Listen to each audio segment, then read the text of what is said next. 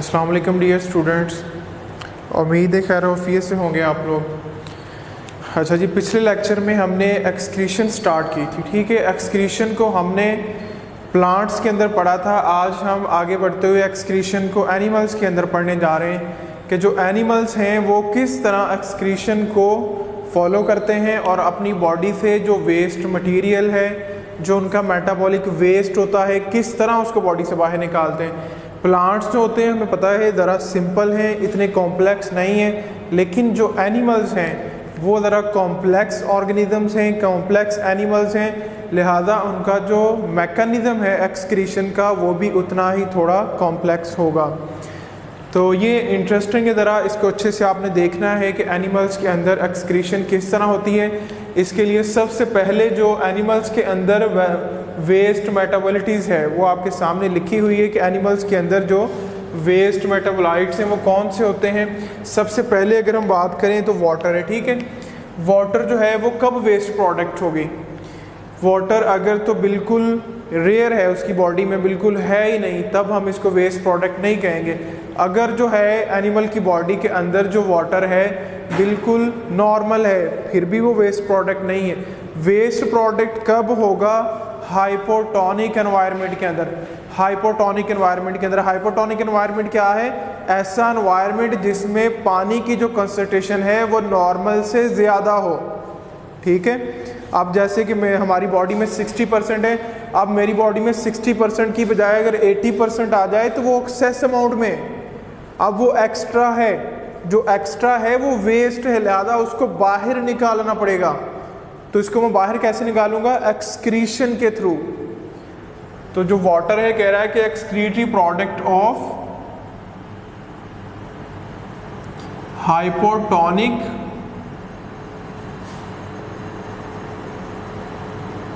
Environment, ठीक है। किसमें है? हाइपोटोनिक एनवायरनमेंट के अंदर। ये याद रखना है, एमसीक्यूज के लिए भी इंपॉर्टेंट है कि जो वाटर है किस एनवायरनमेंट में वेस्ट प्रोडक्ट है? हाइपोटोनिक एनवायरनमेंट के अंदर, हाइपोटोनिक एनवायरनमेंट के अंदर। अच्छा, आगे वो बात कर रहा है साल्ट की। अब साल्ट कहाँ वेस्ट प्रोडक्ट होगा? हम पिछले किसी लेक्चर में पढ़ के आए थे, ऐसा एनवायरनमेंट जहाँ solute concentration mean salt concentration ज़्यादा हो, ऐसे एनवायरनमेंट को हम कहते हैं हाइपरटोनिक एनवायरनमेंट। ले जी, आप यहाँ अगर देखें, अगर तो साल्ट जो है बॉडी में एक नॉर्मल लिमिट से ज़्यादा है तो वो वेस्ट प्रोडक्ट हैं। जैसे मैंने पहले एग्जांपल दी थी एक लेक्चर में कि सोडियम क्लोराइड की जो नॉर्मल मिकदार है हमारी बॉडी में 0.4% है। अब अगर वो 0.4% से ज़्यादा है, इट्स मीन कि वो वेस्ट प्रोडक्ट है। लेकिन जी अगर तो साल्ट अपनी नॉर्मल लिमिट से ज़्यादा है तो वो क्या है? किस में आते हैं? हाइपरटोनिक एनवायरनमेंट के अंदर। कह रहा है कि salt waste product of hypertonic environment. ये भी एमसीक्यूज के लिए याद रखना है कि जो साल्ट हैं वो हाइपरटोनिक एनवायरनमेंट में वेस्ट प्रोडक्ट हैं। लेकिन जी आगे हम बात करें जो इम्पोर्टेंट है, नाइट्रोजीनियस वेस्ट। नाइट्रोजीनियस वेस्ट ये इतना नुकसान नहीं पहुंचाते जितना नाइट्रोजीनियस वेस्ट नुकसान पहुंचाता है।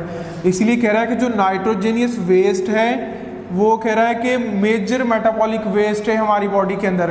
कह रहा है कि ये ज़रूरी है, necessary to remove from the cell, ठीक है, हम इसको सेल से बाहर निकालें। अब जो मेटाबॉलिक वेस्ट है ये ज़रूरी है कि हम उसको सेल से बाहर निकालें। अगर उसको सेल से बाहर नहीं निकालेंगे तो वो सेल्स के अंदर टॉक्सिफिकेशन जो है, जिसे इनटॉक्सिफिकेशन कहते हैं, जहरीले जो मादे हैं वो एक्सक्रीट करना शुरू कर देता है।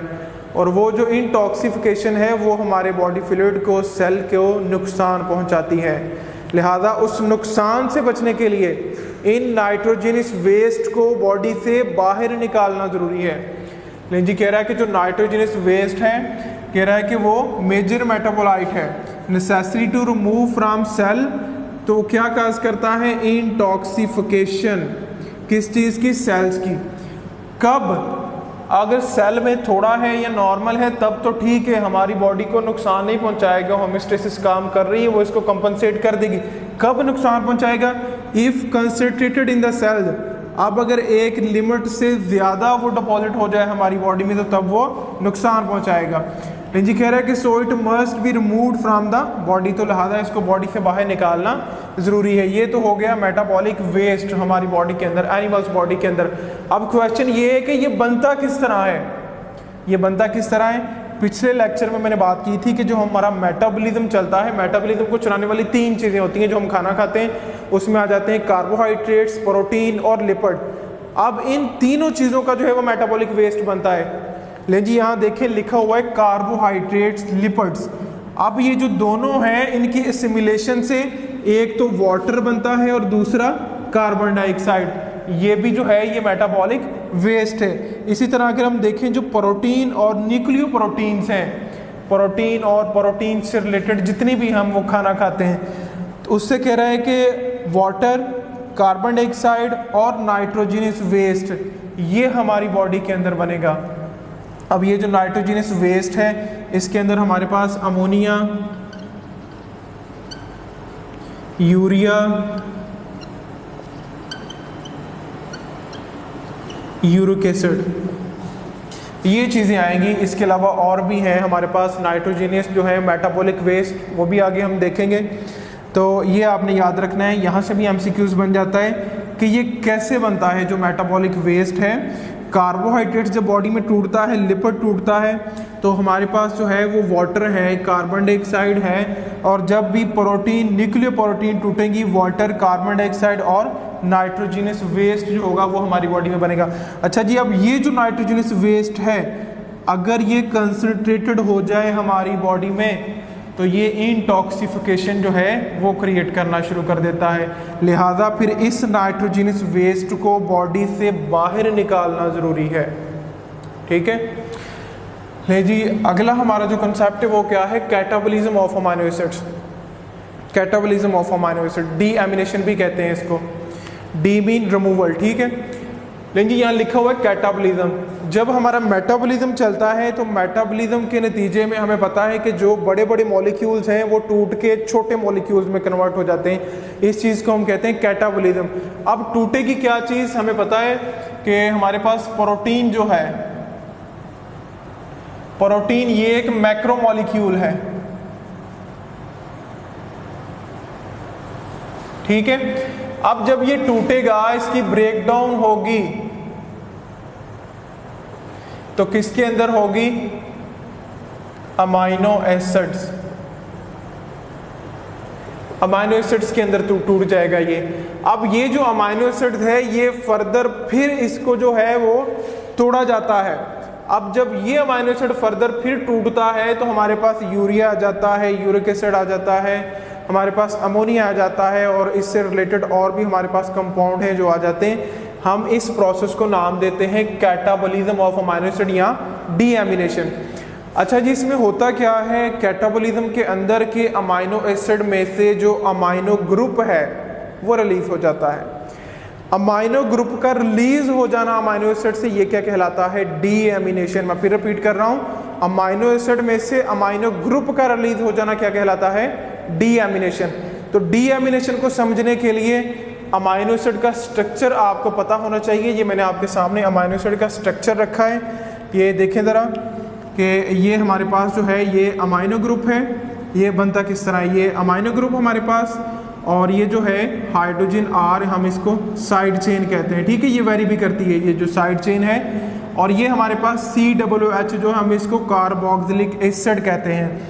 अच्छा जी, ये अब अमाइनो ग्रुप और ये अब एसिड, ये कलेक्टिवली क्या बन गया, अमाइनो एसिड। ये क्या बन गया, अमाइनो एसिड।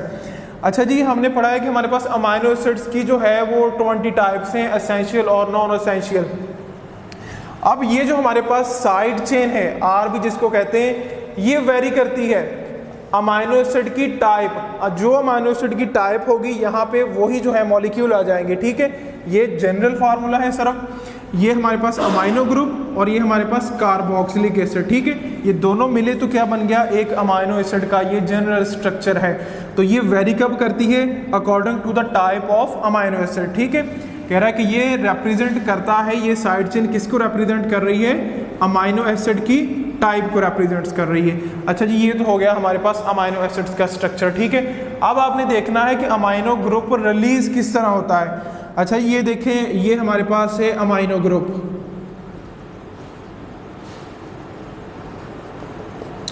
ये कॉन्सेप्चुअल है, ये थोड़ा समझने की कोशिश करेंगे आपने। ये अमाइनो ग्रुप है, ले जी ये हमारे पास सेम, ये उठा के यहाँ रखा अमाइनो ग्रुप, ये पूरा एक जो है ये अमाइनो एसिड है। हमने ये देखना है कि ये किस तरह रिलीज हो रहा है। अब ये किस तरह रिलीज होगा, ये जी देखें जी, ये मिल रहा है ऑक्सीजन के साथ, और आगे जो प्रोडक्ट्स बन रही हैं उसमें हमारे पास आ रहा है अमोनिया, हमारे पास कार्बन डाइऑक्साइड और वाटर, ठीक है। ले जी दो हमारे पास अमाइनो ग्रुप थे और रिजल्ट्स में हमारे पास 2 अमोनिया के मॉलिक्यूल, 4 कार्बन डाइऑक्साइड के मॉलिक्यूल और 2 वाटर मॉलिक्यूल आ गए।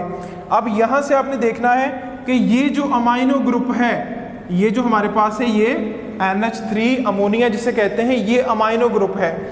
इसको मैं आगे लेके चलूं, लेकिन इससे पहले ज़रा इसकी डेफिनेशन पे आप गौर करें। रिलीज ऑफ अमाइनो ग्रुप, ठीक है। अमाइनो ग्रुप कौन सा है? H2N, ये वाला amino group from amino acid is called deamination. इस प्रोसेस को हम क्या नाम देते हैं? डीएमिनेशन। कि ये अमाइनो ग्रुप है, इसका रिलीज हो जाना अमाइनो एसिड में से क्या कहलाता है? डीएमिनेशन। इस प्रोसेस को क्या कहते हैं? डीएमिनेशन। लेकिन जी प्रोटीन है, प्रोटीन हमें पता है किस में टूट जाती है? अमाइनो एसिड्स के अंदर, और जो अमाइनो एसिड्स हैं वो फर्दर फिर आगे टूट जाते हैं अमोनिया के अंदर, यूरिया के अंदर, यूरिक एसिड के अंदर, ठीक है। ये देखें यहाँ से अब कि ये जो हमारे पास अमाइनो ग्रुप है, इसकी वो बात कर रहा है कि ये जो अमाइनो ग्रुप है ये फर्दर जो है ये यूज हो जाता है, इसको रीयूज कर लिया जाता है रीसाइक्लिंग ऑफ अमाइनो एसिड के लिए। किसी दूसरे अमाइनो एसिड्स की रीसाइक्लिंग के लिए इसको यूज कर लिया जाता है। अगर तो ये नहीं रीयूज हो रहा, तो अगर ये नहीं रीयूज हो रहा तो इसका अल्टरनेट क्या है? इसको वाटर के साथ डिसॉल्व करके बॉडी से बाहर निकाल दिया जाता है ताकि ये बॉडी के अंदर इंटॉक्सिफिकेशन ना कॉज करे। लेकिन जी अब ये जो हमारे पास अमाइनो ग्रुप आ गया है, इस अमाइनो ग्रुप ने क्या करना है? कह रहा है कि ये recycling of amino acids, amino acids की रीसाइक्लिंग में यूज हो जाएगा। एक तो ये पॉसिबिलिटी है। अगर ऐसा नहीं होता तो दूसरी पॉसिबिलिटी कौन सी है?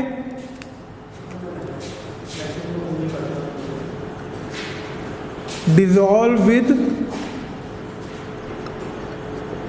Water and excrete. पानी के साथ इसको डिसॉल्व किया और बॉडी से बाहर एक्सक्रीट कर दिया। पहली पॉसिबिलिटी क्या है? इस अमाइनो ग्रुप को या तो किसी दूसरे अमाइनो एसिड की रिसाइकलिंग में यूज कर लेंगे, एक ये पॉसिबिलिटी। अगर ऐसा नहीं करना तो दूसरी पॉसिबिलिटी क्या है? बजाय कि ये बॉडी फ्लूइड के अंदर पड़ा रहे या नुकसान पहुंचाए, क्या किया जाता है? इसको वाटर के अंदर डिसॉल्व किया जाता है और बॉडी से बाहर एक्सक्रीट कर दिया जाता है। लेकिन जी देखें इधर लिखा हुआ है कि दिस अमाइनो ग्रुप, कौन सा? ये वाला अमाइनो ग्रुप, ठीक है, NH3, ये हमारे पास जो प्रोडक्ट्स के अंदर आया है। ये जो अमोनिया है, ये जो अमाइनो ग्रुप है, इसकी बात कर रहा है कि this amino group may be transfer to another molecule for removal और रीयूज। इसको कह रहा है कि किसी दूसरे अमाइनो एसिड के साथ जब जोड़ेगा वो उसकी डीएमिनेशन करवाएगा या उसके लिए यूज हो जाएगा। अगर किसी दूसरे अमाइनो एसिड की डीएमिनेशन नहीं करवा रहा तो फिर क्या होगा कि वो वाटर के साथ डिसॉल्व होकर वो बॉडी से बाहर एक्सक्रीट हो जाएगा। फिर देखें कह रहा है कि this amino group may transfer to another molecule for removal और रीयूज, या तो रीयूज हो जाएगा रीसाइक्लिंग में। अगर ऐसा नहीं होता तो कह रहा है कि that is not used for recycling वो अमाइनो एसिड, ठीक है, that is not used for recycling of amino acid dissolve in water and excrete, ठीक है। यहाँ उसको पानी में हल किया और बॉडी से बाहर निकाल दिया। लेकिन जी कह रहा है कि as ammonia level not raise in the plasma, ठीक है, अगर ये काम हो जाए, उसको पानी में डिसॉल्व करके बॉडी से बाहर धक्का लगा दिया, बाहर निकाल दिया, इस तरह हमारे ब्लड का जो प्लाज्मा होता है उसके अंदर इसकी कंसंट्रेशन जो है वो नहीं बढ़ती। जब प्लाज्मा के अंदर इसकी कंसंट्रेशन नहीं बढ़ रही तो इट्स मीन के इंटॉक्सिफिकेशन का कोई खतरा नहीं है। इंटॉक्सिफिकेशन का खतरा कब होगा? जब हम इसको ये जमा होते रहें, डिपॉजिट होते रहें, किसी काम भी ना आए, ना ही डीएमिनेशन करवाएं, बजाय कि बॉडी में ये डिपॉजिट होते रहें। बॉडी में डिपॉजिट हो रहे हैं, पानी के साथ मिक्स होकर बाहर नहीं जा रहे, इट्स मीन कि ये प्लाज्मा का जो इंटॉक्सिफिकेशन है वो बढ़ा रहे हैं। नहीं जी, अब अगर प्लाज्मा के अंदर जो है इनकी कंसंट्रेशन बढ़ जाए तो फिर क्या नुकसान हो सकता है हमें? फिर हमें कह रहा है कि जो है वो कोमा की हालत जिसे कहते हैं वो भी हमारे लिए हो सकता है। हमारे बॉडी फ्लूइड के अंदर जो प्लाज्मा के अंदर इसकी कंसंट्रेशन है वो भी बढ़ सकती है, और जो है वो बॉडी को जो शदीद झटके लगते हैं इस तरह की जो कंडीशन है वो भी आ सकती है। फाइनली इवन ये जो कंसंट्रेशन बढ़ती बढ़ती डेथ तक ले जाती है पेशेंट को। इसके साइड इफेक्ट में जो है वो कह रहा है कि if these amino group increase in plasma, तो ये क्या काज करवाएंगे? Self intoxification of plasma. हमारे प्लाज्मा के अंदर जो है टॉक्सिसिटी क्रिएट करेंगे। हमारे प्लाज्मा के अंदर जब टॉक्सिसिटी क्रिएट हो जाएगी तो हमारा टोटली सारा मेटाबॉलिज्म डिस्टर्ब हो जाएगा। और आगे लिखा हुआ है कन्वुलेशंस, ठीक है, मीन के बॉडी को झटके लगना या समटाइम जो है वो कोमा की कंडीशन जो होती है, और फाइनली डेथ तक चले जाते हैं। ये इसके कुछ जो है वो साइड इफ़ेक्ट हैं। अच्छा जी, अगला जो है हमारा वो है रिमूवल ऑफ एक्सेस नाइट्रोजन, कि जो एक्सेस नाइट्रोजन है वो उसको किस तरह बॉडी से बाहर निकाला जाता है। इसके लिए उसने कैटेगराइज किया है मोस्टली एक्सेस नाइट्रोजन, उसमें कुछ चीज़ें आती हैं जिनको बड़े पैमाने पे नाइट्रोजन को बॉडी से बाहर निकाला जाता है। उसके अलावा लोअर क्वांटिटी ऑफ नाइट्रोजन जो थोड़ी कम होती है उससे, और उसके बाद वेरी स्मॉल क्वांटिटी है, और फिर उसके अलावा मेटाबॉलिज्म है प्यूरेंट। इसको 1 देखें ज़रा। मोस्टली जो एक्सेस नाइट्रोजन है हमारे पास उसको कह रहा है कि रिलीज़ किया जा रहा है in the form of ammonia, urea and uric acid. ये शॉर्ट क्वेश्चन एमसीक्यूज के लिए भी आपने याद रखना है कि जो मोस्टली एक्सेस नाइट्रोजन है उसको किस फॉर्म में रिलीज़ किया जाता है? अमोनिया की फॉर्म में, यूरिया की फॉर्म में और यूरिक एसिड की फॉर्म में। आगे वो बात कर रहा है कि लोअर क्वांटिटी जो नाइट्रोजन है उसको किस तरह रिमूव किया जाता है। उसमें क्रेटिनिन है, कैरिटीन है और ट्राई मिथाइल अमाइन ऑक्साइड, पिछले लेक्चर में हमने पढ़ा था, जिसको TMA कहते हैं। तो 3 ये चीज़ें हैं, 3 ही ये लोअर क्वांटिटी के अंदर आ जाती हैं। लेकिन जी इसी तरह आगे वो बात कर रहा है वेरी स्मॉल क्वांटिटी के अंदर कौन सी चीज़ें आ जाती हैं? Amino acids, purine, pyrimidines. ठीक है, हमें पता है कि ये दोनों क्या हैं? नाइट्रोजेनियस बेसिस हैं। ये नाइट्रोजेनियस बेसिस है, ठीक है। अब फर्दर ये प्यूरिन और पायरिमिडीन जो है इनकी भी मेटाबॉलिज्म होगी। इनकी जब मेटाबॉलिज्म होगी इनसे भी कुछ चीज़ें जो होगी फर्दर जो है वो निकलेंगी। मेटाबॉलिज्म ऑफ प्यूरिन और पायरिमिडीन के अंदर हाइपोजेंथीन, जेंथीन जो है, एलेंटीन, अमोनिया, यूरिया और यूरिक एसिड। ये आपने याद रखना है कि हमारे पास जो है इसकी रिमूवल जो है किस तरह होती है? एक्सेस नाइट्रोजन, लोअर क्वांटिटी के अंदर क्या चीज़ें आ रही हैं, वेरी स्मॉल क्वांटिटी के अंदर क्या चीज़ें आ रही हैं, और metabolism of purine and pyrimidine के अंदर कौन कौन सी चीज़ें आ रही हैं। अच्छा जी, ये तो हो गया हमारे पास कि एक्सेस ऑफ नाइट्रोजन को किस तरह निकाला जाता है बॉडी से। ये आपके सामने था कि एक्सेस ऑफ नाइट्रोजन जो है मोस्टली नाइट्रोजन जो है वो अमोनिया, यूरिया, यूरिक एसिड की फॉर्म में निकल जाती है, और लोअर क्वांटिटी में क्रेटिनिन, कैरिटीन, ट्राईमिथाइल अमाइन ऑक्साइड की फॉर्म में, और इस तरह वेरी स्मॉल और metabolism of purine and pyrimidine. अच्छा, लास्ट चीज़ जो है आपकी बुक के ऊपर डायग्राम बनी हुई है, उसमें प्रोटीन और न्यूक्लिक एसिड, ठीक है। अच्छा जी, ये देखिए, गौर से देखना है आपने कि प्रोटीन टूटती है अमाइनो एसिड्स के अंदर। प्रोटीन किस में टूटती है? अमाइनो एसिड्स के अंदर। हमें पता है कि amino acids are building block of protein. Amino acid जो है ये ईंटों की तरह जुड़ जुड़ के बहुत बड़े ब्लॉक बना देते हैं प्रोटीन के। Protein is a macro molecule, अभी बात की है हमने। अच्छा जी, ये अमाइनो एसिड जो है फर्दर फिर टूटेगा अमाइनो ग्रुप के अंदर। जैसे मैंने ये बात की है, मैंने यहाँ तोड़ के दिखाया आपको कि ये अमाइनो एसिड जो था अमाइनो ग्रुप के अंदर टूटा है। ये देखें, ये अमाइनो एसिड और नाइट्रोजनस बेसिस, ये न्यूक्लिक एसिड है। न्यूक्लिक एसिड जब टूटेगा नाइट्रोजनस बेसिस रिलीज करेगा, और वो नाइट्रोजनस बेसिस जो होगी जो कह रहा है कि अमाइन ग्रुप बनाएंगी। इधर से देखिए, प्रोटीन टूटी अमाइनो एसिड्स के अंदर, क्या बना? अमाइन ग्रुप, ठीक है। यहाँ से प्रोटीन टूटी, अमाइनो ग्रुप बने। अमाइनो ग्रुप जब फर्दर फिर टूटेंगे, अमाइनो ग्रुप बन गया इधर। यहाँ से न्यूक्लिक एसिड टूटा, नाइट्रोजनस बेसिस बनी, और नाइट्रोजेनियस बेसिस से फिर क्या बना? Amino group. यानी दोनों के जो रिजल्टेंट प्रोडक्ट आ रहे हैं ब्रेकडाउन के बाद हमारे पास वो क्या है? Amino group, NH3। अच्छा जी, ये अब वेरी करता है अकॉर्डिंग टू द स्पीशीज या वैरायटी ऑफ ऑर्गेनिज्म। कुछ जो ऑर्गेनिज्म हैं वो रहते हैं टर्शियल मोड ऑफ लाइफ के ऊपर, कुछ ज़्यादा पानी में रहते हैं, कुछ कम पानी में रहते हैं, कुछ मॉडरेट अवेलेबिलिटी ऑफ वाटर के अंदर रहते हैं। अच्छा जी, अब अगर बात की जाए तो ये जो अमाइनो ग्रुप है ये फर्दर फिर टूटता है अमोनिया के अंदर, यूरिया के अंदर और यूरिक एसिड के अंदर। अमोनिया के अंदर, अमोनिया कौन से एनिमल्स एक्सक्रीट करते हैं? अमोनिया वो एनिमल्स एक्सक्रीट करेंगे जो कि एक्वाटिक ऑर्गेनिज्म होंगे, लाइक फिशेस, क्योंकि अमोनिया को एक्सक्रीट करने के लिए बहुत ज़्यादा पानी चाहिए, क्योंकि जो फिशेस हैं वो तो पानी के अंदर रहती हैं, उनको मसला नहीं है, वो अमोनिया को बहुत जल्दी जो है बॉडी से बाहर निकाल देंगे, लिहाजा फिशेस को कोई मसला नहीं है। इसी तरह यूरिया कौन एक्सक्रीट करता है? यूरिया को देखें जरा, कौन एक्सक्रीट करता है? यूरिया को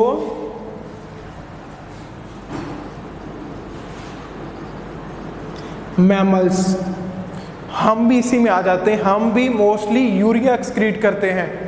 और ये जो है जिनको moderate availability of water,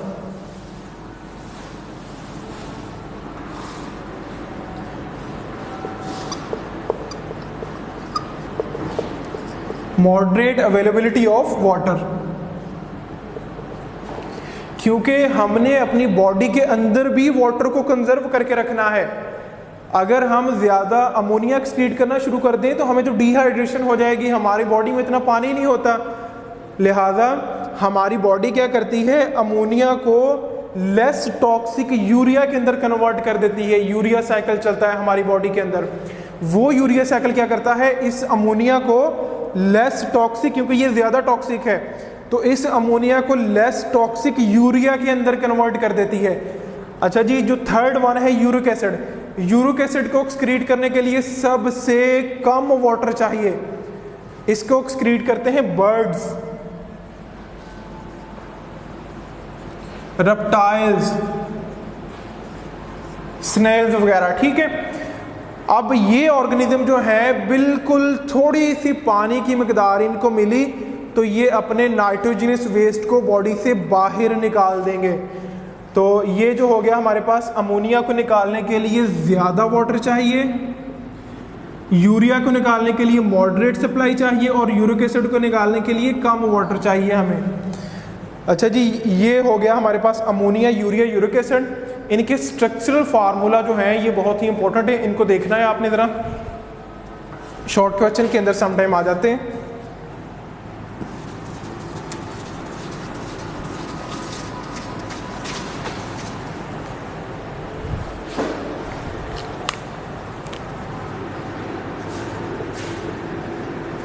NH3 ammonia है हमारे पास, और उसके बाद है हमारे पास यूरिया।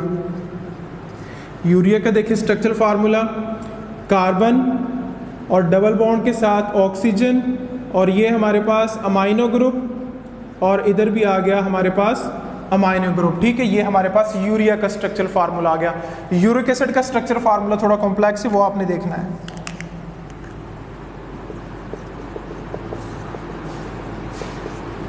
यूरिक एसिड, इसको बनाने का बहुत ही आसान सिंपल सा तरीका, इसमें ये कार्बन है हमारे पास, कार्बन डबल बॉन्ड ऑक्सीजन के साथ। अच्छा जी, इधर भी हमारे पास आ जाएगी नाइट्रोजन, इधर भी आ गई हमारे पास नाइट्रोजन, और इधर आ गई हमारे पास कार्बन डबल बॉन्ड, और ये भी कार्बन, ये सिंगल बॉन्ड, ठीक है।